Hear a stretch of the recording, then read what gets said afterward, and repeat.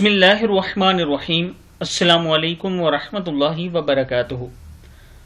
عابد راجہ channel کی طرف سے آج میں اپنے دوستوں کو رسول اللہ صلی اللہ علیہ وآلہ وسلم کا ایک بہت ہی پیارا فرمان سناؤں گا۔ آپ دوستوں نے اس پر غور کرنا ہے۔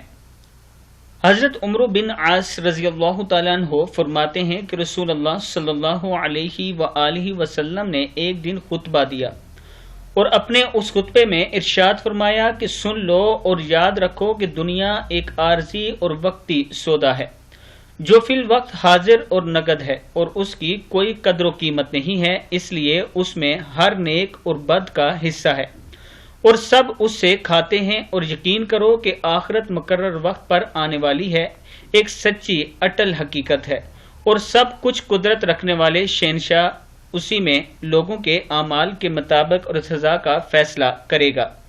یاد رکھو کہ ساری خیر اور خوشگواری اور اس کی تمام قسمیں جنت میں ہیں، اور سارا شر اور دکھ اس کی تمام قسمیں دوزخ میں ہیں۔ پس خبردار خبردار، جو کچھ کرو اللہ سے ڈرتے ہوئے کرو، اور ہر عمل کے وقت آخرت کے انجام کو پیش نظر رکھو، اور یقین کرو تم اپنے اعمال کے ساتھ اللہ کے حضور میں پیش کیے جاؤ گے۔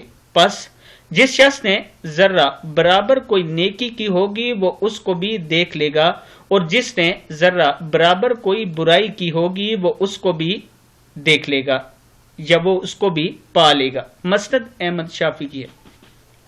میں اپنے دوستوں سے گزارش کروں گا کہ اس پر آپ نے غور کرنا ہے کہ دنیا میں جو کچھ آپ کرو گے آخرت میں اسی کا آپ کو رزلٹ ملے گا، اسی کا آپ کو صلہ ملے گا۔